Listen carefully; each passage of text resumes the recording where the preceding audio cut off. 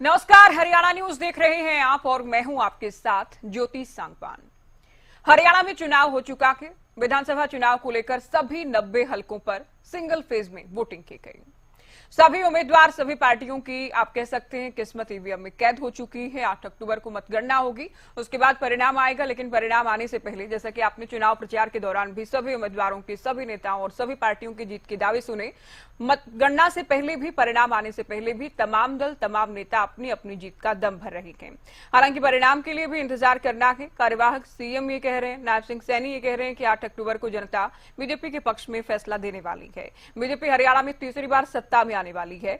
उसके बाद कांग्रेस ये कहेगी कि ईवीएम खराब हो गई। वहीं पूर्व मुख्यमंत्री भूपेंद्र हुड्डा का कहना है हरियाणा में भारी बहुमत के साथ कांग्रेस की सरकार बनने जा रही है। तो तमाम नेताओं के दावे हम सुनते हैं, उसके बाद चर्चा हम करने वाले हैं। मतगणना से पहले, चुनाव परिणाम आने से पहले तमाम पार्टियां क्या कुछ कहती हैं, उसे लेकर चर्चा भी होगी, साथ ही विश्लेषण भी हम करने जा रहे हैं। उससे पहले क्या क्या पॉलिटिकल रिएक्शन अब तक आए हैं वो आपको सुनवाते हैं। 8 तारीख को हम सरकार बना रहे हैं। मेरे पास सभी रिपोर्ट्स हैं और 8 तारीख के बाद आपके सामने है 8 तारीख को जनता देगी जवाब और ये कहेंगे कि ईवीएम है खराब। जनता जवाब देगी 8 तारीख को। हरी आरोप लगाएंगे, ये कहेंगे ईवीएम खराब है, ईवीएम को दोष देंगे। ये देने वाले हैं, आप देखना। देखिए, कई सीटों के ऊपर हमारा मुकाबला था, इसलिए हम छूटे नहीं हैं। कई सीटों पे मुकाबला में हैं हम। भारतीय जनता पार्टी पूर्ण बहुमत से सरकार बना रही है। हम तीसरी बार हरियाणा के अंदर अपने कामों के बल के ऊपर, आदरणीय मोदी जी और हमारा डबल इंजन की सरकार ने जो मिलकर के हरियाणा के लोगों के हित में निर्णय किए हैं, वो लाजवाब निर्णय है। और एग्जिट पोल है, ये तो कल आए हैं। मैं तो कितने दिनों से कह रहा हूँ भाई, लोगों ने मन बना लिया है, कांग्रेस की सरकार बनाएंगे। भारी बहुमत से कांग्रेस की सरकार बनने जा रही है। जो प्रदेश 2014 में प्रति व्यक्ति आय में, प्रति व्यक्ति निवेश में, कानून व्यवस्था में, नौकरी देने में और खेल खिलाड़ियों में नंबर 1 का प्रदेश था पूरे देश में, वो आज नंबर 1 हो गया। बेरोजगारी में, महंगाई में, कानून व्यवस्था बिल्कुल चरम आ गई। ऐसा प्रति सरकार है ही नहीं। प्रजातंत्र है, दावेदार होना अच्छी बात है। ये क्या है, तो पद्धति है कांग्रेस की। विधायकों से पूछेंगे, पार्टी हाईकमान फैसला कर। कौन? अनिल विज जी, वो ये कह रहे हैं कि आपकी विधानसभा में 5% कम वोट हुआ, उनकी विधानसभा में 3% ज्यादा वोट हुआ। ये दर्शाता है कि भाजपा को ज्यादा प्यार मिल रहा है। जब तो हारेंगे वो, जब तो उनका सीट खतरे में है। सरकार बनने का पूरी तरह से रास्ता साफ है। कांग्रेस पार्टी की सरकार निश्चित तौर से बनेगी। और मैं कह रहा हूँ, जब ये एग्जैक्ट पोल में बदलेगा तो हमारा, आज मैं इस पर हूँ कि 2005 का रिकॉर्ड कांग्रेस पार्टी तोड़ेगी। वो लोग विधानसभा में बहुत अच्छे मार्जिन से जीतेंगे और एक अच्छी जीत मुझे मिलेगी, इस तरह का मेरा विश्वास है। बाकी तो पता लगेगा 8 तारीख को। सीएमओ बनेगा जिसका विधायक दल चाहेगा, सीएमओ बनेगा जिसको हाईकमान चाहेगा, हाईकमान से विधायक दल के हिसाब से तय होगा। 8 से प्लस हमारी सीटें आने के आसार नजर आ रहे हैं। हमें बहुत अच्छे ढंग से सरकार बनेगी। लोगों का मूड है और बदलाव का भी मूड है। और कांग्रेस की ओर देख भी रहे हैं कि कांग्रेस एक अच्छा वायबल ऑल्टरनेटिव है, जो पिछले 10 साल का जो हरियाणा को पीछे ले गए भारतीय जनता पार्टी का जो शासन रहा, उससे अब विपरीत हो और लोगों की सरकार बने और हर वर्ग को लगे कि उसकी सरकार है। लेकिन ये सब बातें हाईकमान को ही कंसिडर करना होगा। वो ही देखेंगे और वो अपने विवेक से फैसला लेंगे। सारी चीजें हैं और हर पहलू को मुझे विश्वास है कि हाईकमांड इन सब पहलुओं को देखे। और ऐसी स्थिति नहीं है। आप देखिए, अगर वोट परसेंटेज को देखिए, भूपेंद्र सिंह हुड्डा जी के हलके में 5% डाउन गया, कम हुआ। मेरे हल्के में 3% बढ़ा है। इसका मतलब कि कांग्रेस के प्रति लोगों का आकर्षण कम हुआ है। अगर भूपेंद्र सिंह हुड्डा, जिसको वो मुख्यमंत्री पेश कर रहे हैं, उसके अपने हल्के में 5% मतदान गिरा है, ये तो आंकड़ों की बात है, और मेरे हल्के में बढ़ा है, इसका मतलब भाजपा को लोग पसंद कर रहे हैं। तो अभी बाकी जगह क्या पैटर्न है, सारा हम निकाल रहे हैं।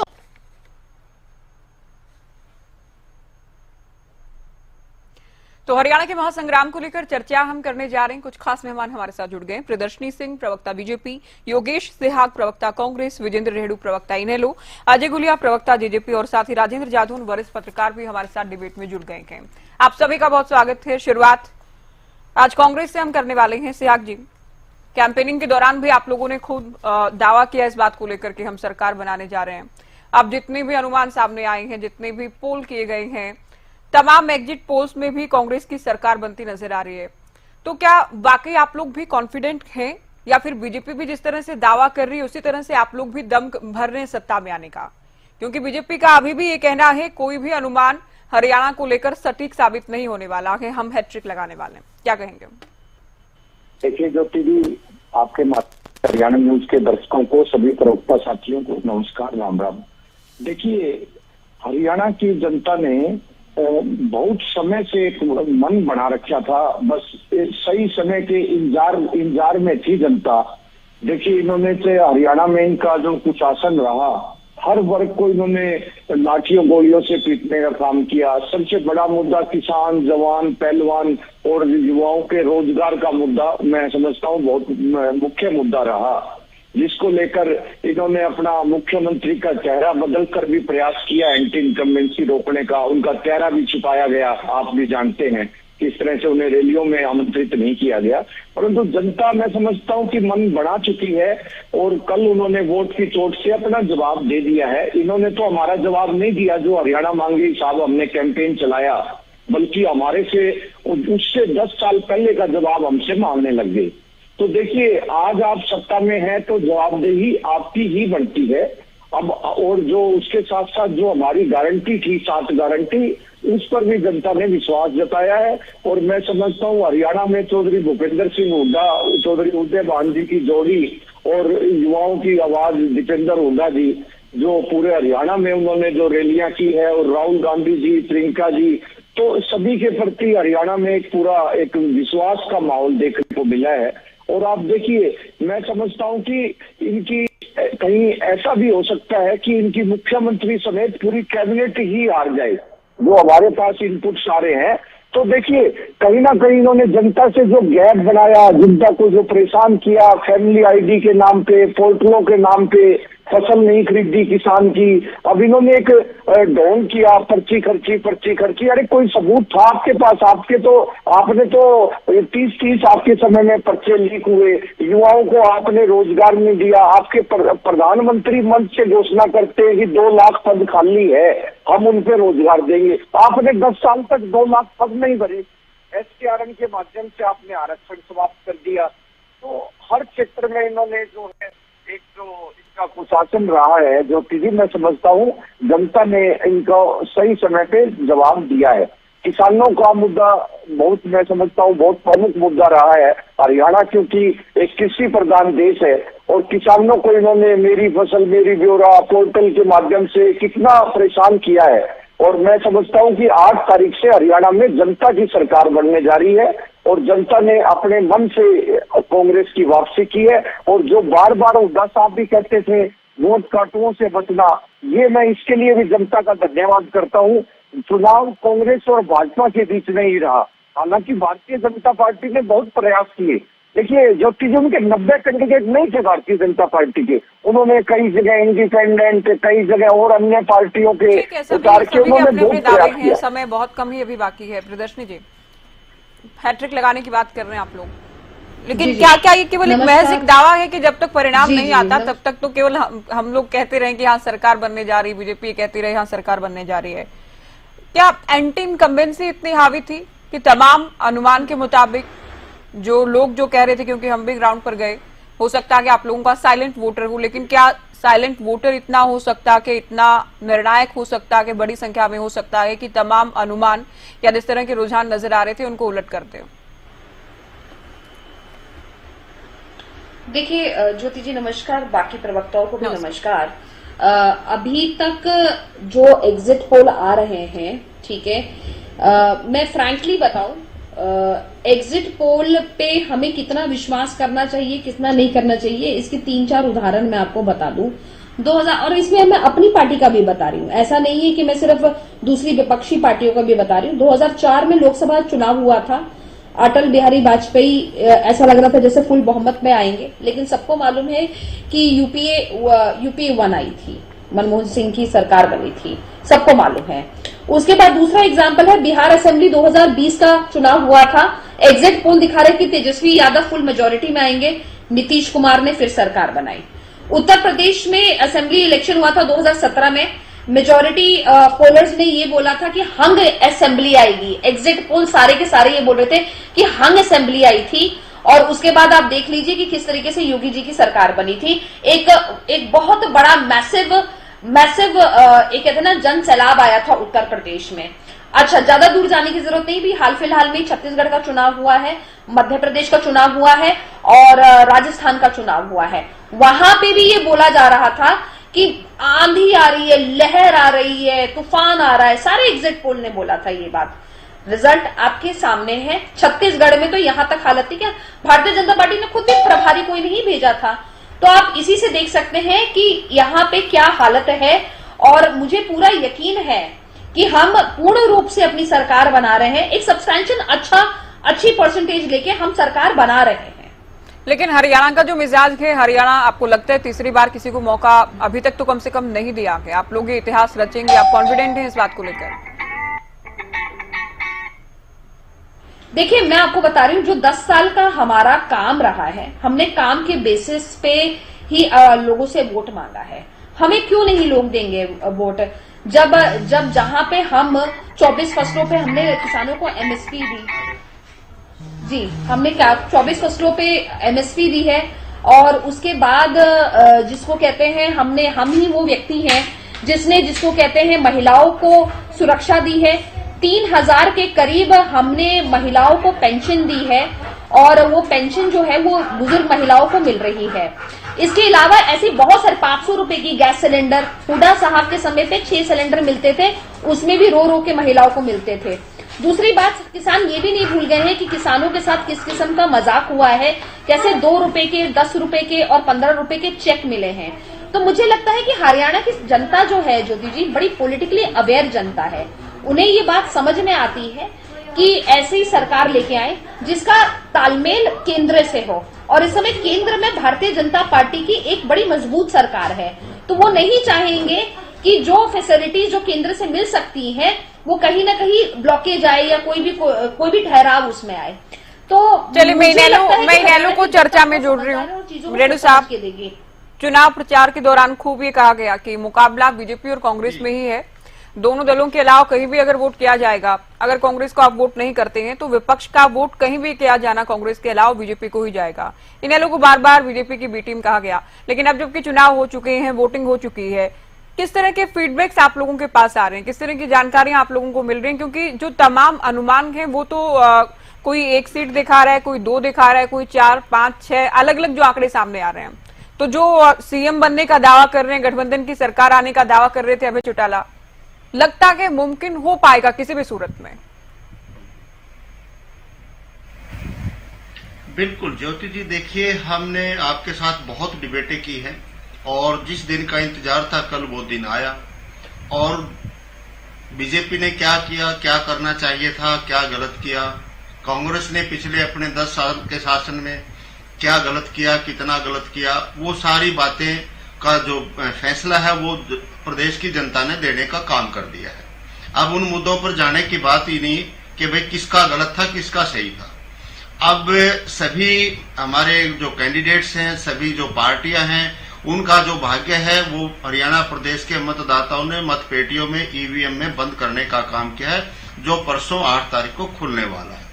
लेकिन जो हरियाणा प्रदेश ने अपना मत देने का काम किया है उसके आधार पर ज्योति जी मैं तो आज फिर उसी बात को दोहराता हूं, इंडियन नेशनल लोकदल पार्टी बहुत अच्छा परिणाम इस बार लेकर के आ रही है। हरियाणा प्रदेश की जनता ने इंडियन नेशनल लोकदल पार्टी और बहुजन समाजवादी पार्टी के गठबंधन को अपना भरपूर आशीर्वाद देने का काम किया है और निश्चित तौर पर हम हमारी सरकार बना रहे हैं। आज भी मुझे ऐसा मतलब बिल्कुल दृढ़ता के साथ मुझे लग रहा है कि अभय सिंह चौटाला हरियाणा प्रदेश के मुख्यमंत्री बनने जा रहे हैं।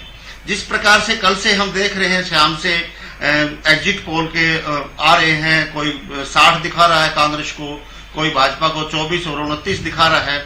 देखिए ये सब के सामने एक तो सबसे बड़ा फैक्टर ये देख लीजिए आप, जो हरियाणा प्रदेश में मतदान हुआ है वो लगभग 65% का मतदान हुआ है। 65% मतदान होना हरियाणा प्रदेश में जो देश में जो इमरजेंसी लगी थी 1975 में, उसके बाद 1977 में मतदान हुआ था 64.46%। उसके बाद से लेकर के आज तक का सबसे कम मतदान जो हुआ है वो हरियाणा प्रदेश में इस बार 2024 में हुआ है। और जब मतदान कम होता है तो सीधा सीधा ऐसा माना जाता है। आप बने रहिए हमारे साथ। कांग्रेस प्रदेश अध्यक्ष उदय भान हमारे साथ जुड़ गए। स्वागत है आपका हरियाणा न्यूज पर। धन्यवाद। उदय भान जी, वोटिंग हो चुकी है, फैसले का इंतजार है, वोट काउंटिंग का इंतजार है, ज्यादातर अनुमान, ज्यादातर एग्जिट पोल्स आप लोगों की सरकार हरियाणा में बनती दिखा रहे हैं, क्या कहेंगे? ठीक है, बहुत जो अनुमान लगाए जा रहे हैं वो अपने हिसाब से ठीक है, लेकिन मैं ये मानता हूं जब ये एग्जिट पोल एग्जैक्ट पोल में आएंगे तो हम अभी भी इसमें हैं कि जो हमारा 2005 का रिकॉर्ड है 67 सीट का, उसको हम क्रॉस करेंगे, मेरा ये मानना है। तो आप तो शुरुआत से ही, कई बार आपसे बात हुई है उदय भान जी, आप शुरुआत से ही कह रहे हैं 67 वाला रिकॉर्ड इस बार हम तोड़ने जा रहे हैं।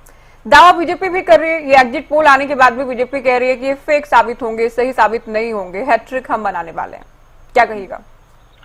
नहीं, बीजेपी तो कहती है बीजेपी का यहाँ से मामला अब खत्म हो गया और बीजेपी तो सारी झूठ की दुकान है। इससे पहले जो भी एग्जिट पोल आए हैं इनके, तो आपने देखा होगा कि कोई भी कहीं भी टिकते नहीं है किसी चीज पर। अगर ये एग्जिट पोल एग्जैक्ट पोल साबित होते हैं उदय भान जी, तो क्या ये एंटी इनकम्बेंसी थी हरियाणा में? इनका जो 10 साल का कुशासन रहा है और हमने जो मुद्दे उठा करके इनको बेनकाब करने का किया है, राहुल जी ने नेशनल लेवल पर इनके सारे जो मुद्दे थे उनका पर्दाफाश किया है। हर एक मामले में लोगों के अंदर एक उत्साह है और एक अपेक्षा है कांग्रेस पार्टी से। हमने जो कमिटमेंट किए हैं उनको हमें पूरा करने का है। दूसरा, इनसे जो हमने हरियाणा मांगे हिसाब अभियान में, इनमें एक एक मुद्दे पर व्यापक हमने चर्चा की है, बात की है, हर जगह गांव-गांव में हमने पहुंचाया है। इन पर बताने के लिए कुछ नहीं है। हिसाब मांगे हो तो इनसे कुछ नहीं है, सिर्फ जहर बोले का काम, हिंदू और मुसलमान का काम, और इनके पास में कोई मुद्दे ही नहीं है उसके अलावा। सिर्फ अपनी परफॉर्मेंस को नहीं बताते, गवर्नमेंट की क्या परफॉर्मेंस रही है, क्योंकि वहां जीरो है। अगर आप लोगों की सरकार बनने जा रही है, क्योंकि 8 तारीख का अभी इंतजार करना होगा, तो क्या हरियाणा में ये जाट नॉन जाट भी फिर नहीं चला के, या बार बार बीजेपी की ओर से कहा गया, सैलजा को लेकर कहा गया दलितों का अपमान हुआ के, ये वाली बात भी नहीं चली है, लोगों ने यकीन नहीं किया इस पर? उदय भान जी, कांग्रेस सभी जाति, धर्म, वर्ग और संप्रदाय की पार्टी है। कांग्रेस किसी के प्रति भेदभाव नहीं रखती। वो ये लोग हैं जो जातिवाद को बढ़ावा देने वाले, जो इन्होंने जाट नॉन जाट का लगाया हो या 1 और 35 जात का एक तरफ एक जात, ये इनके नारे हैं। ये नफरत की दीवार खड़ा करना चाहते हैं, ये आदमी को विभाजित करना चाहते हैं। इंसानियत के ये विरोधी लोग हैं। कांग्रेस पार्टी ने प्रेम प्यार भाईचारे का हमेशा समर्थन किया है, सबको साथ में लेकर के चलने का किया है। कांग्रेस पार्टी किसी जाति की नहीं है, किसी धर्म की नहीं है। कांग्रेस पार्टी सबकी है, सब कांग्रेस पार्टी के हैं। और जहां तक मुख्यमंत्री बनने का है, कांग्रेस पार्टी की जो प्रक्रिया उसके अनुसार होगा। आप खुद ही इस उत्तर पर आ गए। आपको कहीं ना कहीं पता था, इस सवाल में पूछूंगी। सरकार बनने की स्थिति में सीएम के नाम को लेकर एकमत हो पाएंगे तमाम नेता, तमाम विधायक? बिल्कुल एकमत रहेंगे। जो केंद्रीय नेतृत्व और कांग्रेस विधायक दल जो फैसला करेगा वो सबको मान्य है। चलिए, बहुत शुक्रिया। जी जी, बात पूरी कीजिएगा। और क्या इसमें जब क्रेडिट की बात आएगी उदयभान जी, क्योंकि सारे हरियाणा के नेता एक तो राहुल गांधी को क्रेडिट दे देते हैं कि उनकी यात्रा, वो हरियाणा में आए, हिसाब मांगो कार्यक्रम को भी आप लोग क्रेडिट देते हैं, क्योंकि आप भी प्रदेश अध्यक्ष हैं पार्टी के, और आपके ही मुताबिक, आपकी बात को हम मान लें कि मान लीजिए कि 8 तारीख को आपके मुताबिक ही परिणाम आता है, 67 से ज्यादा सीटें आप लोग ले आते हैं, तो क्या इसमें हुड्डा साहब को क्रेडिट दिया जाएगा, दीपेंद्र हुड्डा को, या उदयभान, क्योंकि राज्य इकाई की कमान आपके हाथों में है? देखिए, सभी जो नेतृत्व कर रहे हैं पार्टी का अलग अलग से, चाहे वो विधायक दल के रूप में है, चाहे मैं पार्टी के संगठन के अध्यक्ष के रूप में हूँ, चाहे हमारे नेशनल लेवल पर राष्ट्रीय अध्यक्ष और लीडर ऑफ अपोजिशन है, सभी प्रचार में है। सबको ही श्रेय जाता है, पार्टी को श्रेय जाता है, किसी एक व्यक्ति विशेष का नहीं है। सबकी पार्टी है, सबसे मिलकर ही, सबको मिलकर ही जो ये सभी का इसमें सहयोग है। एक किसी का वो नहीं है, अकेला कोई आदमी नहीं चला सकता कहीं भी। बिल्कुल, ये टीम वर्क है, इसमें कोई दो राय नहीं। अंतिम सवाल, कार्यवाहक सीएम नायब सिंह सैनी ये कह रहे हैं हम जीतेंगे, कांग्रेस वाले कहेंगे ईवीएम खराब हो गई या फिर ईवीएम हैक हो गई 8 तारीख को। इन लोगों की खुद की हवा खराब है। मुख्यमंत्री की अपनी सीट फंसी हुई है, जगह जगह कभी कहां पर कभी कहां पर सुरक्षित जगह तलाश कर रहे हैं, सारे प्रशासन को इस्तेमाल कर रहे हैं, फिर भी मुख्यमंत्री जी को अपनी ही सीट खतरे में पड़ी हुई है, वो क्या कहेंगे। चलिए, शुक्रिया, आप हमारे साथ जुड़े। उदयभान को आप सुन रहे थे, इनका दावा है, इनसे पहले भी जब हरियाणा न्यूज ने बात की, इनका कहना रहा कि हम 67 से ज्यादा 2005 का ही जिक्र करते हैं कि हम खुद ही अपना जो ये आंकड़ा था 67 वाला, इससे ज्यादा हम इस बार हासिल करने वाले हैं। तो 10 साल हरियाणा में बीजेपी रही, कांग्रेस ये कह रही हम सरकार बनाने जा रहे हैं, बीजेपी आज भी ये कह रही, अब भी जब हम चर्चा कर रहे हैं, बीजेपी के प्रवक्ता भी कह रहे हैं, नायब सिंह सैनी भी कह रहे हैं, तमाम नेता ये कह रहे हैं कि तीसरी बार हरियाणा में बीजेपी की सरकार आने वाली है। जेजेपी को लेकर बात कर लेते हैं। गुलिया साहब, नई पार्टी बनी, पिछली बार 10 सीटें जीती, सरकार का हिस्सा भी बने, लेकिन गठबंधन जिस तरह से टूटा, लोकसभा का जिस तरह से परिणाम आया, और इस बार भी जिस तरह का माहौल हमने देखा, के आपको लगता है कि खाता खोल पाएंगे इस बार? ज्योति जी, देखिए, आप तो इतने वरिष्ठ पत्रकार है, हरियाणा की राजनीति को बारीकी से समझते हैं। देखिए, कमोबेश यही स्थिति 2019 के एग्जिट पोल में और 2014 के एग्जिट पोल में थी। 2019 के एग्जिट पोल में जब लोकसभा के रिजल्ट आए, उसके तुरंत बाद विधानसभा के चुनाव थे, जिस प्रकार अभी हुए। तो 10 की 10 सीटें हारने के बाद दुष्यंत जी स्वयं हिसार लोकसभा से चुनाव हार गए थे। तो सभी एग्जिट पोल में और सभी सर्वेज में हमने राइट आउट कर दिया था कि जननायक जनता पार्टी अच्छा प्रदर्शन तो करेगी पर कोई सीट नहीं जीत पाएगी। इस प्रकार के एग्जिट पोल के नतीजे सबके सामने आ रहे थे। लेकिन जब 19 का रिजल्ट आया तो 10 विधानसभा की सीटें जीत करके आए, मुख्यमंत्री बने, और दुष्यंत जी ने उप मुख्यमंत्री रहते हुए जिस प्रकार के काम करे। देखिए, मैं एक चीज स्पष्ट तौर पे आपके टीवी चैनल पर कह देता हूँ, उसमें मुझे कहने में कोई गुरेज नहीं। भारतीय जनता पार्टी के साथ जाने का हमें नुकसान हुआ, लेकिन मैं एक चीज पूछना चाहता हूँ, क्या हमने हरियाणा प्रदेश का कोई नुकसान होने दिया? क्या सरकार में रहते हुए जो फैसले लिए गए वो हरियाणा प्रदेश के हकों के नहीं थे? क्या किसान के खाते में सीधा पैसा जाना किसान के हक में नहीं था? क्या किसान की मुआवजा राशि बढ़ना किसान के हक में नहीं था? महिलाओं को पंचायती राज चुनाव में आधी आबादी को चुनाव लड़ने का अधिकार देना हरियाणा प्रदेश के हित में नहीं था? 33% महिलाओं को राशन के डिपो में अधिकार देना क्या महिलाओं के हित में नहीं था? बहुत से फैसले ऐसे हैं। इसमें मैं बार बार आपके नेता भी जब भी कहते हैं, दुष्यंत दिग्विजय भी कहते हैं, तो मैं पूछती हूँ, क्या आप लोगों को क्रेडिट दिया क्या जनता ने?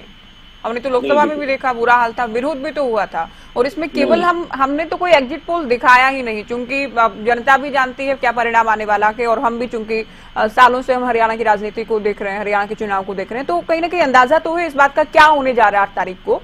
लेकिन मैंने जो सवाल आपसे पूछा वो किसी एग्जिट पोल के हवाले से नहीं पूछा है। जो माहौल हरियाणा में, मैं बार बार कह रही हूँ, लोगों के बीच हम गए, तो खाता खुलने वाला सवाल वो माहौल के हिसाब से, जो हवा, जो लोग कहते हैं, जब हम लोगों से बातचीत करते हैं, वो मैं सवाल आपसे पूछ रही हूँ। अगर आप ये कह रहे हैं पिछली बार भी ऐसा ही दिखाया गया था और इस बार भी ऐसा ही दिखाया जा रहा है, तो क्या कोई करिश्मा होने की उम्मीद है क्या आपको? और अगर है तो अजय गुलिया के मुताबिक ये आंकड़ा, ये नंबर क्या हो सकता है? कौन कौन सी ऐसी सीटें आप मान रहे हैं जहां पे आप लोग विजय हासिल कर सकते हैं, जहां आप लोग टक्कर में हैं? ये बताइए आप। नहीं ज्योति जी, देखिए एक चीज है, मैं एक चीज मानता हूँ कि लोकतंत्र में जनता सर्वोपरि होती है। जो भी जनता फैसला देगी हम उसको स्वीकार करने वाले लोग हैं, और यही लोग हैं। इन्होंने 2019 के चुनाव में, लोकसभा के चुनाव में बिल्कुल भी जननायक जनता पार्टी के पक्ष में मतदान नहीं किया, 10 की सीट हारे। लेकिन उसके बाद चुकी हुई विपरीत इन्होंने पलकों पर बैठाया और जो सब्जी को 10 सीटें दे दी। हम ऐसी आशा करते हैं कि देखिए, जो गलती भारतीय जनता पार्टी के साथ जाने से हमारे से हो गई थी, लोग उस बात को समझते हैं कि इन बतौर जननायक जनता पार्टी तो भले ही नुकसान हुआ हो, लेकिन हरियाणा का नुकसान इन्होंने भारतीय जनता पार्टी के साथ जाकर के होने नहीं दिया। तो इसका इनाम लोग हमें देंगे, इसका इनाम हमें देंगे, और बहुत अच्छे रिजल्ट ज्योति जी आपके सामने होंगे। दुष्यंत जी बहुत अच्छे मार्जिन से, दिग्विजय जी बहुत अच्छे मार्जिन से, और भी बहुत सारी चीजें ऐसी हैं जहां हम बिल्कुल तगड़ी फाइट में हैं। जब रिजल्ट आएंगे तो चौंकाने वाले होंगे, सबके सामने होंगे, और ये जो लोगों की सोच है ये बदलेगी। अच्छे परिणाम जननायक जनता पार्टी के पक्ष में आएंगे। लोग दोबारा मौका देंगे दुष्यंत जी को, जिस प्रकार से उन्होंने 4.5 साल काम किया है। लोग दोबारा मौका देंगे कि वो प्रदेश की लोगों की, उचाणों की सेवा कर सके। जादौन साहब हैं क्या फोन लाइन पर? पीसीआर जादौन साहब, जो दावे किए जा रहे हैं वो तो हमने कैंपेनिंग के दौरान भी खूब सुना। कांग्रेस नेता कहते रहे भाजपा जा रही है, कांग्रेस आ रही है, बीजेपी बार बार कहती रही हैट्रिक हम लगाने जा रहे हैं। लेकिन अब जो अनुमान, जो आंकड़े सामने आ रहे हैं, जो तमाम एग्जिट पोल सामने आए हैं, उनमें हरियाणा में कांग्रेस की सरकार बनती नजर आ रही है। बहुमत सभी ने दिखाया गया, आंकड़ा कम या ज्यादा हो सकता है। तो आप क्या मान रहे हैं, क्या वाकई कांग्रेस के लिए इतना आसान है कि 8 तारीख को हरियाणा में कांग्रेस की सरकार बनने जा रही बहुमत से, या बीजेपी जो कह रही है कि कुछ इनके उलट ही होने वाला है और फिर कांग्रेस वाले कहेंगे कि ईवीएम हैक कर ली गई? तो देखिए, ऐसा है कि जिस तरह का चुनावी दृश्य उभर कर आया उसमें ये था कि कई कांग्रेस के नेता बागी हो गए, कई पूर्व विधायक बागी हो गए। तो कांग्रेस ने करीब 8 पूर्व विधायकों को तो पार्टी से निकाल दिया 6 साल के लिए। तो अब ये इस तरह के सारे फैक्टर हैं। उधर भारतीय जनता पार्टी में भी बागी है, और टिकटों के वितरण को लेकर जिस तरह के मतभेद बने रहे और एक दूसरे के प्रति नाराजगी रही है, तो ये फैक्टर भी बड़े काम करेंगे। कुमारी शैलजा नाराज हो गई, वो जो है अपने समर्थकों के चुनाव क्षेत्र में ही रैली करने गई, और राहुल जी ने हुड्डा जी और उनका शैलजा जी का हाथ मिलवाया। इसके बाद भी वो सभी क्षेत्रों में चुनाव प्रचार करने नहीं पहुंची और चुनाव प्रचार से दूर भी रही। तो अब ये फैक्टर क्या काम करेंगे, देखने की बात है। ये तो 8 अक्टूबर को रिजल्ट आएगा। हालांकि ये ट्रेडिशन भी रही है हरियाणा में कि जब भी वोटिंग परसेंटेज घटता है तो असेंबली जो है हंग हो जाती है, त्रिशंकु आती है, और सत्तारूढ़ दल जोड़ तोड़ करके सरकार बना लेता है। जैसा कि जो है 2009 में हुआ और ये 2019 में भी हुआ।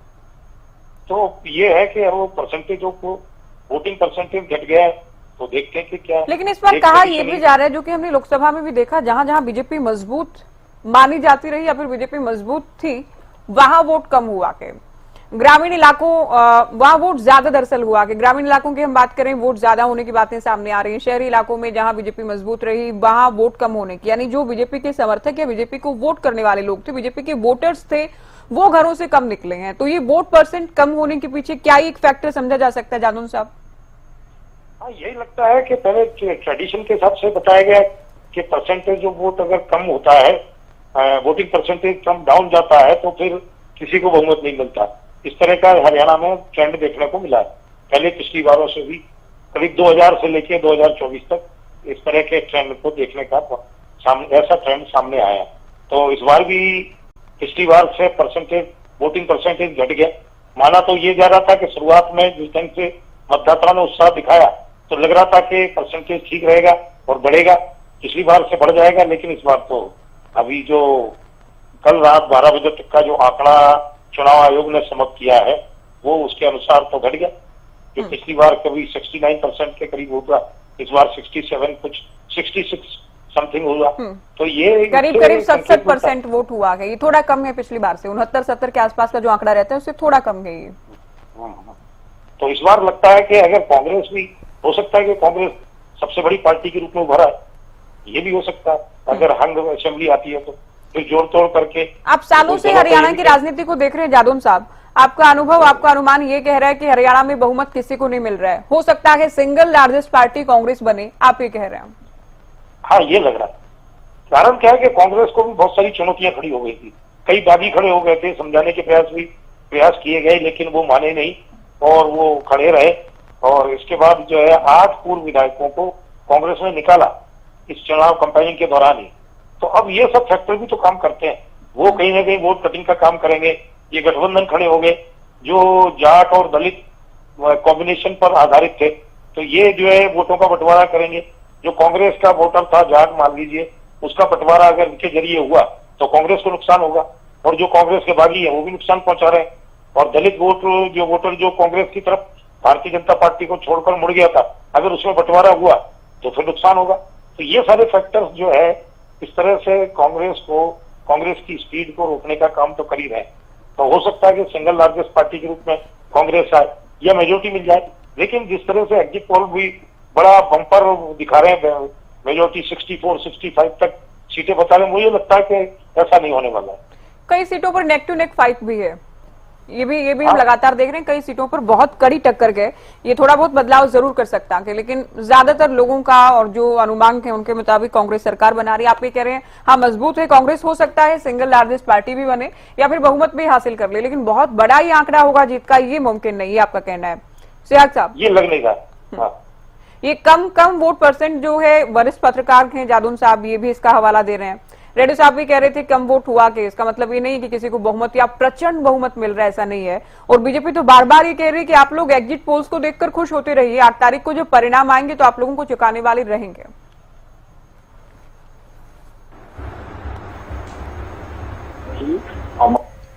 मैं समझता हूँ कि 70 के आसपास सीटें आ रही है, 1-2 प्लस माइनस हो सकती है, परंतु और जो वोट परसेंटेज की बात रखी उसमें क्या है कि जो भारतीय जनता पार्टी का वोटर, शहरी वोटर इतना उदासीन था, वो वोट शहरों में वोटिंग कम हुई है, ग्रामीण इलाकों में बम्पर पोलिंग हुई है। हाँ। और शहर में मैं बात ये बड़ी जिम्मेदारी से बोल रहा हूँ, मैं इतने सिटी गिनवा रहा हूँ आपको, पानीपत, करनाल, अम्बाला शहर, रोहतक, सोनीपत और फतेहाबाद, सिरसा, जिनका मुझे आकलन है, हम वहाँ सीटें जीत रहे हैं।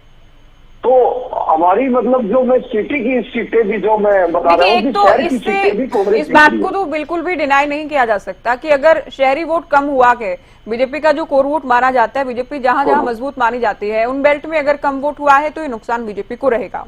लेकिन अगर किसी पार्टी को 70 सीटें मिल रही हैं, बहुत बड़ा बहुमत मिलने जा रहा है, तो उसके लिए लोग एग्रेसिवली वोट करते हैं, लोग घरों से निकलते हैं, लोग बदलाव चाहते हैं, तो वोट परसेंट ज्यादा रहता है। इस बात को लेकर भी बार बार चर्चा होती है, वोटिंग पैटर्न को लेकर जब हम बात करते हैं। देखिए ज्योति जी, क्या है, कहीं ना कहीं लोगों में, जनता में बिल्कुल उत्साह रहा है। जो वोटिंग थोड़ा बहुत जो हुई है वो बीजेपी का वोटर जो बिल्कुल निराश था, उन्होंने वो पोलिंग कम की। लोकसभा चुनाव में भी ऐसा ही देखने को मिला था। और इसके अलावा जैसे रेवाड़ी की सीट है, कुछ झज्जर है, सभी जगह शहर में हम बड़ी कंफर्टेबल उससे जीतने जा रहे हैं। जी प्रियदर्शनी जी, जवानों की भूमि माना जाता है हरियाणा को, अग्निवीर का मुद्दा खूब कांग्रेस ने उठाया है, पहलवानों की धरती भी माना जाता है, पहलवानों के आंदोलन, धरना, प्रदर्शन जो भी रहा उसका भी कहीं ना कहीं अगर बीजेपी सत्ता में नहीं आ रही है तो ये एक बड़ा फैक्टर हो सकता है, आप मानेंगे। किसानों का किसान आंदोलन हुआ, हालांकि हरियाणा से कितना लेना देना था नहीं था, लेकिन क्योंकि दिल्ली और हरियाणा की सीमाओं पर रहा, तो आपको लगता है कैंपेनिंग में जो मुद्दे खूब गूंजे हैं, जवान, किसान, पहलवान, कहीं ना कहीं नुकसान भारतीय जनता पार्टी को हुआ है अगर कांग्रेस सरकार बनाने जा रही है। अगर मगर की बार बार स्थिति हम कह रहे हैं, कांग्रेस चूंकि 10 साल से सत्ता से बाहर के, इस नाते एंटी इनकम्बेंसी भी है, मजबूत भी हो जाती है बीजेपी से, तो आप मान रहे हैं जवान, किसान, पहलवान ये प्रमुख मुद्दे रहे? देखिए ज्योति जी, पहली बात तो आएंगे आपके पास, कांग्रेस के वरिष्ठ नेता कैप्टन अजय यादव हमारे साथ जुड़ गए हैं। स्वागत है आपका हरियाणा न्यूज पर। कैप्टन साहब, वोटिंग हो चुकी है, वोट काउंटिंग का परिणाम का इंतजार है, कितने कॉन्फिडेंट हैं आप जीत को लेकर?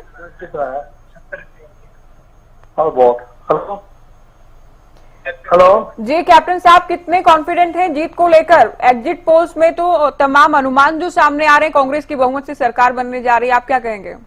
देखो जी, मेरा तो शुरू से ये कहना है कि 55 और 60 के बीच में हमारी सीटें आएंगी। ये मैंने पहले भी ऑन रिकॉर्ड कहा था, आज भी कह रहा हूं मैं। अगर थोड़ी सीटों का बंटवारा ठीक होया तो 70 पार जाते हैं हम लोग। ये कसक रह ही जाती है हर बार आप लोगों की कि सीटों का बंटवारा हमने ठीक से नहीं किया। पिछली बार हुड्डा साहब कहते रहे सीटों का बंटवारा 2019 में ठीक हो जाता तो हम सत्ता में आ जाते। लोकसभा चुनाव में भी सीटों के बंटवारे को लेकर, टिकटों को लेकर सवाल उठते रहे। तो आप ये मान रहे हैं यादव साहब कि सरकार तो हम बना रहे 55 से 60 के आंकड़े के साथ, वजह क्या मान रहे हैं? सबसे बड़ा कारण क्या है इसके पीछे? कारण ये है बेरोजगारी बहुत जबरदस्त रही है, भ्रष्टाचार है, आपका महंगाई है, और तीसरा एक प्रॉपर्टी आईडी और फैमिली आईडी जो है, इससे जनता बहुत त्रस्त थी। प्रॉपर्टी आईडी तो इतना बड़ा भ्रष्टाचार का अड्डा बन गया था, इसमें जो है लोग इससे खासे परेशान थे। इसके अलावा जो है इन्होंने जिस तरीके से जो संविधान बदलने की बात करी थी इन्होंने, और ये कहा था कि हम जो है 400 पार जाएंगे, 240 पे रह गए थे, वो इफेक्ट अभी गया नहीं था। लोग अभी भी सोच रहे थे कि भाई, क्योंकि आप जानते हैं कि दूसरा इन्होंने जो अभी कई संशोधन लाना चाह रहे थे कि एक चुनाव होना चाहिए, उसमें जो है स्टेटों का उसकी रिक्वायरमेंट नहीं है। तो ये बातें बहुत सारी ऐसी हैं जिसमें जो इनका डिक्टेटोरियल जो एटीट्यूड है उससे आम आदमी तरस था। और जीएसटी की वजह से जिस तरीके से जीएसटी का इन्होंने उपयोग किया है, जैसे दूध तक पे जो है जीएसटी लगा दी। आप देखिए ना, खाद है, बीज है, ट्रैक्टर के ऊपर 18-12% जो है इन्होंने जो है जीएसटी लगा रखी है, और डायमंड पे केवल 3% है। तो इन बातों से लोग त्रस्त थे, और लोगों की जो इनकी जो जन विरोधी नीतियां थी उनकी वजह से लोग बदलाव चाह रहे थे। 10 साल का इनकम्बेंसी फैक्टर था इनके खिलाफ। स्कूल है तो वो मास्टर नहीं, और जो अस्पताल है वो डॉक्टर नहीं, बुरा हाल था इनका। अहिरवाल बेल्ट को लेकर भी बात कर लेते हैं। रेवाड़ी आप लोगों ने खुद बचाया, महेंद्रगढ़ में भी आप लोग जीते, बादशाहपुर की बात करें तो निर्दलीय चुनकर आए थे। इसके अलावा बीजेपी मजबूत थी। इस बार वहां कोई बड़ा उलटफेर होने जा रहा है अहिरवाल बेल्ट में? आपकी अपनी उल्टा होगा इस बार। पिछली बार हमारी 6 थी, 22 में से इस बार हमारी जो है, मेरा मानना ये है कि कम से कम तो है 14 या 15-16 सीट हमारी आएंगी, इनकी 5-6 सीटें आएंगी। आपके मुताबिक 55 से 60 आप लोग जीत रहे हैं, सरकार कांग्रेस की बनने जा रही है। आपके बेटे को लेकर कैंपेनिंग के दौरान खूब कहा गया, तो क्या राव चिरंजीव को आप डिप्टी सीएम देखना चाहेंगे कांग्रेस सरकार में? देखिए, ऐसा ही तो लोग जनता की आवाज थी, हमारी आवाज नहीं थी ना। मैंने कभी बोला है, मैं तो यही कहा था कि तो हाईकमान डिसाइड करेगी। आप देखिए ना कि चिरंजीव राव का जो है 20 साल का तजर्बा है, वो NSY में रहा, यूथ कांग्रेस में भी रहा, और प्रदेश यूथ कांग्रेस का अध्यक्ष रहा, सेक्रेटरी रहा, IYC के अंदर अभी सेक्रेटरी है, राजस्थान का इंचार्ज है, MLA रहा 5 साल, दूसरा टर्म है। तो देखा जाए तो सीनियोरिटी के हिसाब से उसकी सीनियोरिटी बहुत बनती है। पार्टी कार्डर का आदमी है तो उसका हक बनता है। अच्छा, डिप्टी सीएम के अलावा सीएम की कुर्सी को लेकर तो लड़ाई नहीं हो जाएगी ना? क्योंकि बहुत तरह की दावेदारी अलग अलग नेताओं की, उनके समर्थकों की। तो सिंगल एक लाइन रेजोल्यूशन दिया जाता है, MLA से पहले फीडबैक लिख के सिंगल जो ऑब्जर्वर आते हैं, सिंगल लाइन रेजोल्यूशन दिया जाता है कि भाई ये मुख्यमंत्री होगा, उसको मुख्यमंत्री मनोनीत हो जाता है। इसमें कोई किसी के कहने से कि मैं भी मुख्यमंत्री के रेस में हूँ, तो कहने का तो मैं भी कह सकता हूँ मैं भी मुख्यमंत्री के रेस में हूँ। ये कहने से बात नहीं बनती ना, बात बनती है हाईकमान की स्वीकृति होनी चाहिए, तभी बनती है बात। बहुत बार कैप्टन साहब आपने देखा, आप लंबा अनुभव है आपका राजनीति में, एग्जिट पोल्स कई बार फेल हो जाते हैं, कई बार जो लगता है अंडर करंट है, आप कई बार साइलेंट वोटर भी निर्णायक हो जाता है। तो ऐसा तो कोई उलटफेर तो नहीं हो जाएगा ना? क्योंकि बीजेपी अब भी कॉन्फिडेंट नजर आ रही, कह रही हैट्रिक हम लगाएंगे, फिर ये लोग ईवीएम को लेकर बोलेंगे कि ईवीएम में गड़बड़ी थी, हम हार गए। नहीं, वो जो है सपनों के सौदागर हैं बीजेपी वाले। अभी ये भ्रमित है, अभी इन पे पर्दा हटा नहीं। जिस दिन पर्दा हटेगा, जब रिजल्ट आएंगे तो ये इनको भी चौंकाने वाले रिजल्ट मिलेंगे, तब इनको होश में आएगा कि हमने जनता के साथ क्या किया था, जनता को किस तरीके से जनता तरफ थी, इनकी जन विरोधी नीतियों से जनता तरफ थी इनकी। चलिए, बहुत शुक्रिया आप हमारे साथ जुड़े, समय आपने दिया। कैप्टन अजय यादव को आप सुन रहे हैं। तमाम नेताओं के देखिए अलग अलग आंकड़े हैं। कांग्रेस नेता कह सभी रहे हैं कि हम सरकार बनाएंगे। उदयभान क्या कह रहे हैं कि हम 67 से ज्यादा, 2005 से ज्यादा अपना रिकॉर्ड हम तोड़ने जा रहे हैं। 67 से ज्यादा सीटें रहेगी। कैप्टन अजय यादव तो ये कह रहे हैं अगर टिकटें ठीक से बढ़ जाती 70 से ज्यादा रहती, ठीक है अब भी बहुमत से, प्रचंड बहुमत से सरकार बना रहे, 55 से 60 सीटें हम जीतने वाले हैं। अपने बेटे के डिप्टी सीएम बनाने को लेकर पहले भी ये कैंपेनिंग के दौरान भी हमने खूब सुनाई, दावेदारी करते रहे, आज भी इनकी ओर से दावेदारी की गई है। प्रियदर्शनी जी, सवाल आपसे था बेरोजगारी को लेकर, क्राइम को लेकर भी कांग्रेस लगातार, अब भी कैप्टन साहब को भी आप सुन रहे थे, पीपीपी, प्रॉपर्टी आईडी, बहुत सारे मुद्दे थे, लेकिन क्या किसान, जवान, पहलवान, ये 3 ऐसे मुद्दे जो कि एक बहुत बड़े वोट बैंक को कवर करते हैं हरियाणा में, अगर कांग्रेस सरकार में आई मान लीजिए, तो आपको लगता है कि इन 3 मुद्दों का खास तौर पर 3 वर्गों से नुकसान आप लोगों को पहुंचा होगा चुनाव में? ज्योति जी, कैप्टन साहब ठीक है कांग्रेस में है, बहुत ही वरिष्ठ नेता हैं, लेकिन अगर आप उनकी बातों को डिकोड करके सुनेंगे तो उन्होंने भी ये बात को स्वीकारा है कि कहीं ना कहीं टिकट वितरण में खराबी हो गई है। हम भी यही बात बोल रहे हैं कि कांग्रेसियों ने टिकट वितरण ही खराब कर रखे हैं। मैं भी अभी कुछ देर पहले यही बात बोल रही थी। आपका सवाल ये है मेजरली कि किसान, जवान और पहलवान, ये 3 सवाल आपने पूछे, तो आप बताइए कि ऐसा कौन सा प्रदेश है जो 24 फसलों पे एमएसपी देता है? हमने ही दिया है 24 फसलों पे एमएसपी। कांग्रेस कह रही है जहां जो पे 24 फसलों पर आप लोग एमएसपी दे रहे हैं, वो कोशिश- हरियाणा में, क्या सभी 24 फसलें हरियाणा में होती हैं क्या? विपक्ष ने बार बार इस बात को उठाया। दूसरा, जब आप लोगों ने ये फैसला ज्वार लिया, तो उगता ही है, उसके ज्वार, बाद कितने गेहूं, सीजन बाजरा ऐसे तो बचे उगता थे ही। जिनमें आप लोगों को एमएसपी पर खरीद करनी थी चुनाव में जाने से पहले? कौन कौन सी फसलों को लेकर खरीद की जानी थी चुनाव से ठीक पहले कांग्रेस ने? क्योंकि मैं कांग्रेस की बता रही हूँ, विपक्ष ने क्या कहा आपके इस बड़े फैसले पर, और इसमें कोई दो राय नहीं, केवल हरियाणा ही है 24 फसलों पर एमएसपी देने वाला। लेकिन इसके काउंटर में जो कहा गया, जो लोगों के बीच इस बात को पहुंचाया गया कि 24 फसलें जिन पर आप लोग दावा कर रहे हैं, ये तो हरियाणा में सभी फसलें तो नहीं होती हैं। हाँ चलिए, सभी नहीं होती, मैं मानती हूँ, चलिए ठीक है। ज्वार तो होता है, गेहूं तो होता है, जवार, गेहूं, बाजरा ये तो उगता है, या ये हुड्डा साहब के सिर्फ खेती में उगता है स्पेशली? ये तो पूरे हरियाणा में उगता है ना। चलिए एक आधा फसलें नहीं होती होंगी, ये बार बार बोलते हैं नारियल नहीं उगता, हाँ ठीक है चलिए नारियल नहीं उगता, लेकिन ये जो 3-4 फसलों के मैंने नाम लिए हैं, सूरजमुखी, ये सब तो उगते ही है ना यहाँ पे, या ये भी नहीं उगते? गन्ने नहीं उगते? तो ये सब बेकार की बातें इनकी, अब कुछ ना कुछ तो बोलना ही है। और मैं बताऊं, कांग्रेसियों की पुरानी आदत है कि मतलब अभी ब्याह हुआ नहीं है, लड्डू पहले बांटने लगते हैं। तो अभी रिजल्ट आया नहीं है, इनको मुझे लगता है कांग्रेस के प्रवक्ता मेरे साथी को, योगेश जी को, मैंने एक डिबेट में अभी और कुछ देर पहले बोला था कि मिठाई का ऑर्डर मत दे दीजिएगा, क्योंकि इनके राहुल गांधी तो मतलब इनके हालत ये है, मैं आपको बताऊं। और मुझे बड़ी हास्यास्पद बात भी ये लगी कि गोहाना में जाके ये जलेबी खाते हैं और ऐसे आश्चर्यचकित होते हैं, और मतलब ये तो इनकी राजनीतिक समझ मैं आपको बता रही हूँ कि ये हिंदुस्तान में रह के ऐसा करते हैं जैसे कि इटली से आए हुए हैं, अभी इटली चले जाएंगे इलेक्शन के बाद और हरियाणा टूरिज्म के लिए आए हुए हैं। अरे ऐसी जलेबियां गोहाना में तो हम लोगों ने बचपन में खा के बड़े हुए हैं, ये पहली बार खा रहे हैं। तो इसका मतलब कि ये जमीनी हकीकत से कोसों दूर है। मैं आपको बताऊं, कांग्रेसी जो है हकीकत से कोसों दूर है। हमें बोल रहे हैं सपनों का सौदागर, ये खुद सपने देखते रहते हैं सोते सोते। हकीकत ये है कि ये खुद सपने देखते रहते हैं सोते सोते, ज्योति जी। तो मैं आपको बताऊं, इनका धरातल में कुछ और है, कुछ हकीकत नहीं है, सब फसाना है। रिजल्ट आने दीजिए, 8 तारीख को रिजल्ट आएगा, और मैं आपको आश्वस्त कर सकती हूँ, गारंटी के साथ बोल सकती हूँ, साउथ हरियाणा में जो टिकटें बटी हैं, जिस हिसाब से अंबाला में रिजल्ट आएगा, जिस हिसाब से बाकी क्षेत्रों में आएगा, मैं आपको गारंटी दे सकती हूँ इस बार हम सरकार बना रहे हैं, और एक सब्सटैंशियल गुड सरकार बना रहे हैं। मैं कोई नंबर नहीं दे रही हूँ आपको कि हम 70 दे देंगे, हम 70 आ जाएंगे, 60 आ जाएगा, 65 आ जाएगा, ना। लेकिन सरकार चर्चा इस बात को लेकर भी है, तारीख को मुझे बुला 2014 में आप लोग पहली बार बहुमत के साथ सत्ता में आए, हरियाणा में पहली बार हुआ, तब भी GT road belt plus Ahirwal belt आप लोगों की मजबूत थी, और ये निर्णायक रहे आप लोगों को सत्ता मिलाने में।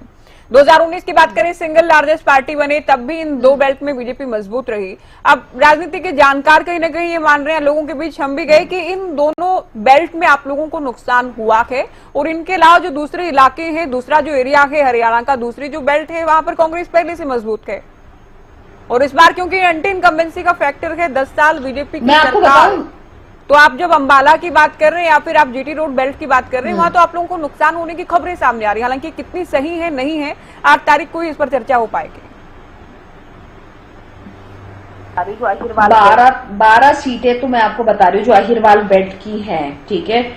12 सीटों में से मैं आपको बता रही हूँ कि नाना करते हुए भी 8 से 10 के बीच में, ठीक है। और इसमें 4 विधानसभा जो हमारी है, जो जिस विधानसभा से मैं आती हूँ, ठीक है, उसमें से आप मान लीजिए चारों की चारों विधानसभाएं हम जीत रहे हैं, ठीक है।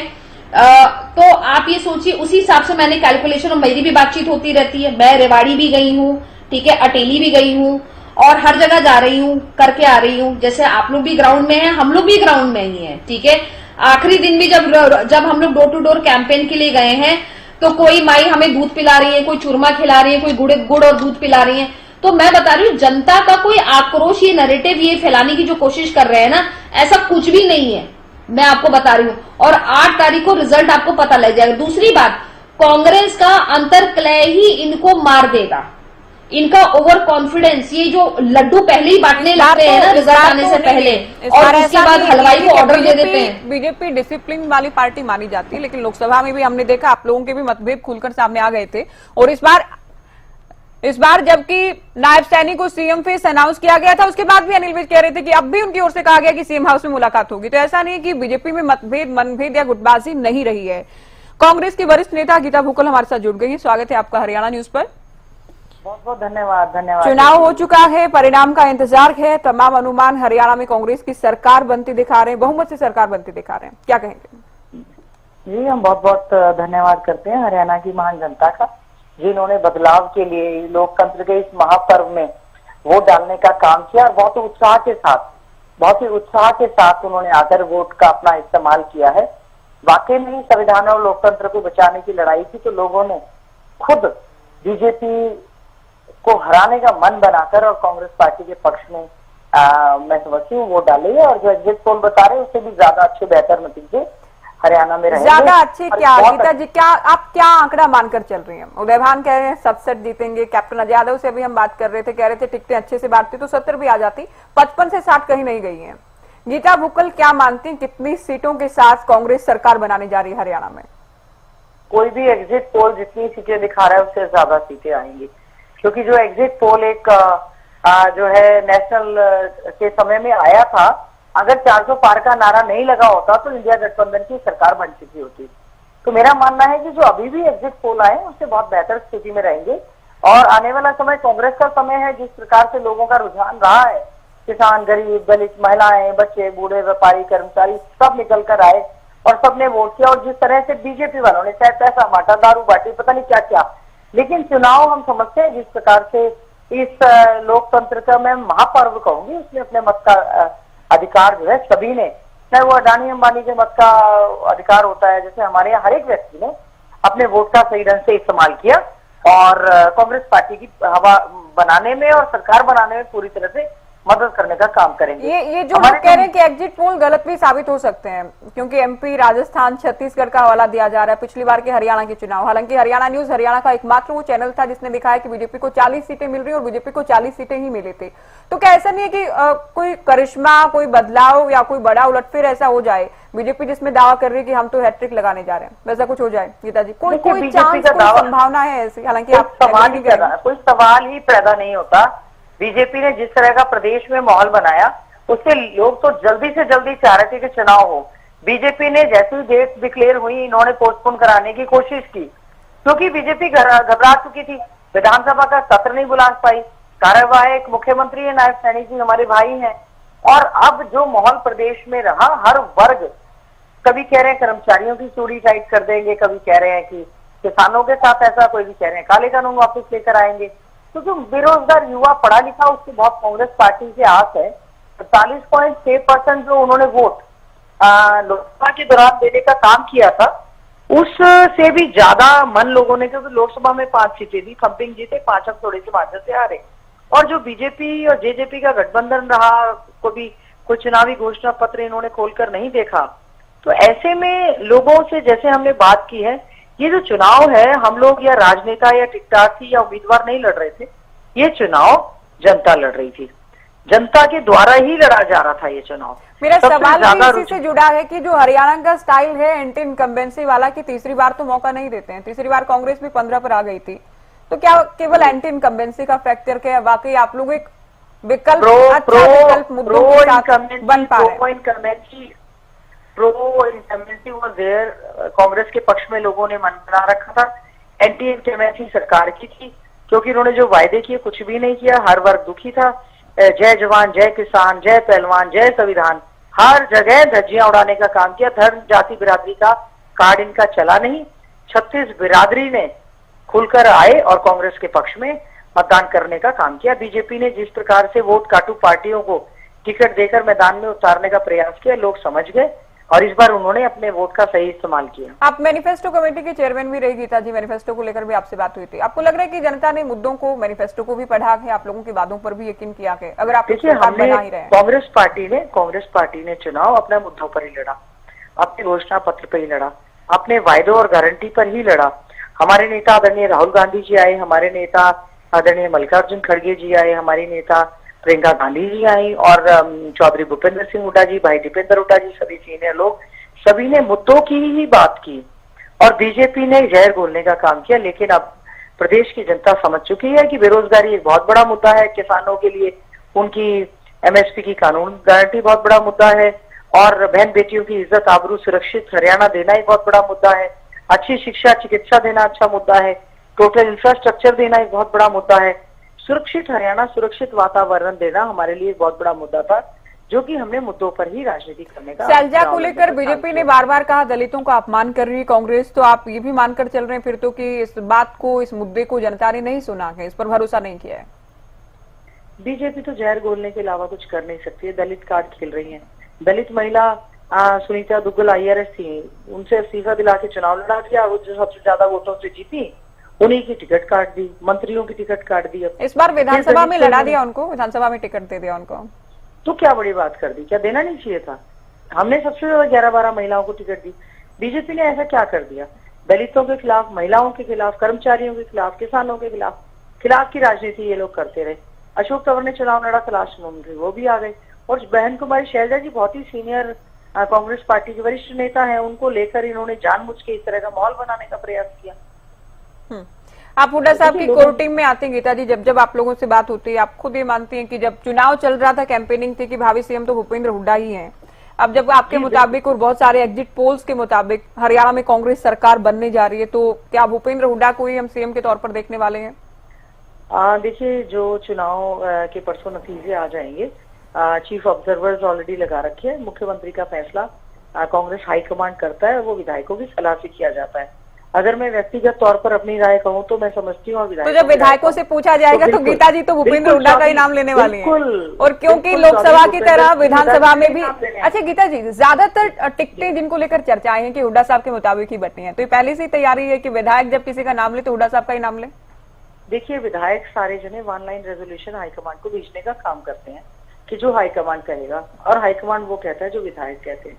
तो ज्यादातर विधायकों का जो मन है, हाईकमांड जो भी अपना फैसला लेगा हमें स्वीकार्य है। कांग्रेस की सरकार अगर बन जाती है तो गीता जी खुद को देख रही हैं कैबिनेट में? अंतिम सवाल। देखिए, ऐसा है कि मैं कांग्रेस की एक कार्यकर्ता हूँ, 5वीं बार चुनाव लड़ा और उम्मीद है थम्पिंग मेजोरिटी के साथ बहुत भारी मतों से जज्जर विधानसभा क्षेत्र की जनता यहाँ से जिताकर भेजेगी।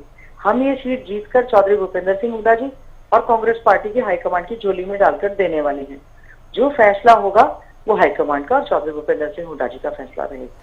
चलिए, बहुत शुक्रिया गीता जी, आप हमारे साथ जुड़ी और आपने विस्तार से अपनी बात कही। दावा इनका भी जीत का है और जो एग्जिट पोल्स जितना दिखा रहे हैं उससे ज्यादा सीटें मिलने जा रही है इनकी ओर से कहा गया है। रेडू साहब, एक तो देखिए, क्योंकि इलाहाबाद से लगातार 4 बार से विधायक है अभय चौटाला, वहां आप लोगों का दावा बन जाता है। रानिया में अर्जुन ने अच्छा चुनाव लड़ा है और कैंपेनिंग के दौरान भी बार बार बातें सामने आई कि अर्जुन को एज है वहां पर। इन 2 सीटों के अलावा कौन कौन सी ऐसी सीटें आपको लग रही जिनसे आप कहें कि अभय चौटाला मुख्यमंत्री होंगे, गठबंधन की सरकार बनने जा रही? कहां मजबूत आप लोग रहे? हाँ ज्योति जी, देखिए, हम डब्बवाली में बड़े मजबूती से चुनाव लड़ रहे हैं और वो सीट हम जीतने जा रहे हैं। इसके अलावा हम जो है बरवाला वाली सीट जहां से हमारी संजना जी लड़ रही हैं, वो सीट हम जीत रहे हैं। और इसके अलावा हम जो है ना, ये हमारी क्या है, ये यमुनानगर की सीट हम जीत रहे हैं। बहादुरगढ़ की सीट पर हमें पूरा भरोसा है, हम जीतेंगे। हथीन की सीट हम जीत रहे हैं, हमें वहां पर पूरा भरोसा है। और इसके साथ फरीदाबाद एनआईटी है वो सीट इंडियन नेशनल लोकदल जीतने जा रही है। नूह की सीट भी हम जीतने जा रहे हैं, तैयब हुसैन वाली।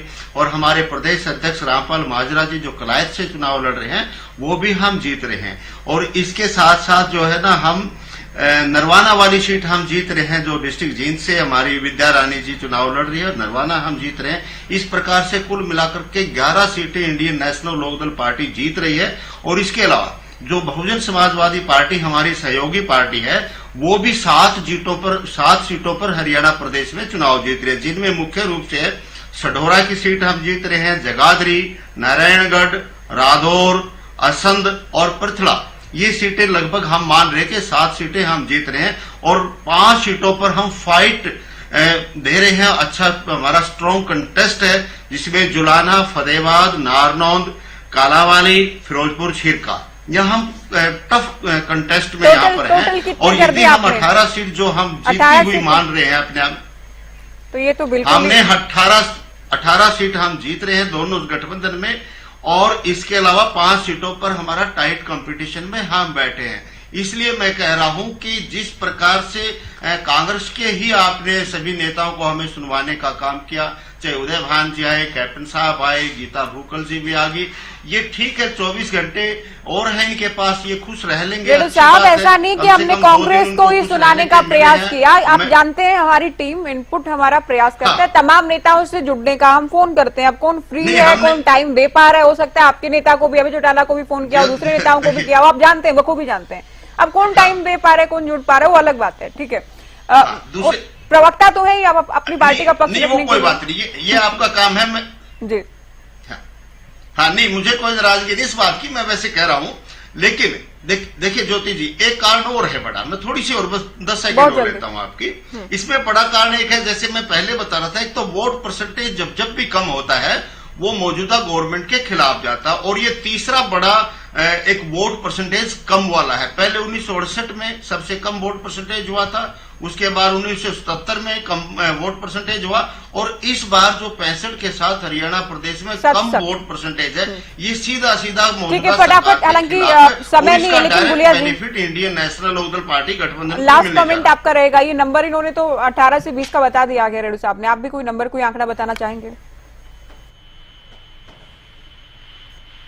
म्यूट पर हैं आप, अनम्यूट कर लीजिए। ज्योति जी, मैं नंबर पे नहीं जाऊंगा, मैं जरूर कहना चाहूंगा बहुत अच्छा प्रदर्शन हम विधानसभा के चुनाव में करने जा रहे हैं। और जो भी जनता का फैसला होगा उसको स्वीकार करेंगे। हम जनता का फैसला मानने वाले लोग हैं। बहुत अच्छा प्रदर्शन जननायक जनता पार्टी। इस चुनाव के बाद ऐसा तो नहीं कि नई शुरुआत करनी पड़ेगी पार्टी को? तो ज्योति जी, हम तो जंगी घोड़े हैं, हर शुरुआत के लिए तैयार रहते हैं। जब जननायक जनता पार्टी बनाई थी तब भी संघर्ष किया था और फिर संघर्ष करने को तैयार है। अच्छा रिजल्ट हरियाणा प्रदेश के लोग हमें देंगे और रिजल्ट बेहतर आने के बाद भी हम संघर्ष करने वाले लोग। लास्ट कमेंट जादव साहब आपसे, जो भी बातें, चर्चाएं, अनुमान हैं, वो कम से कम इस बात की ओर तो इशारा कर रहे हैं कि नंबर ज्यादा, आपने भी इस बात को माना कि या तो कांग्रेस सिंगल लार्जेस्ट पार्टी बनने जा रही है या फिर बहुमत मिल जाएगा, लेकिन नंबर बहुत बड़ा नहीं होगा। तो बदलाव तो कहीं ना कहीं होने जा रहा है। जादू साहब हालांकि नहीं है हमारे साथ। बहुत शुक्रिया आप सभी का, आप लोगों ने वक्त दिया, चर्चा की। तो मतगणना का इंतजार है, चुनाव परिणाम का इंतजार है, सभी के जीत के दावे हैं। 8 तारीख को ये साफ हो पाएगा कि हरियाणा में अगली किसकी सरकार होगी। फिलहाल दीजिए इजाजत, नमस्कार।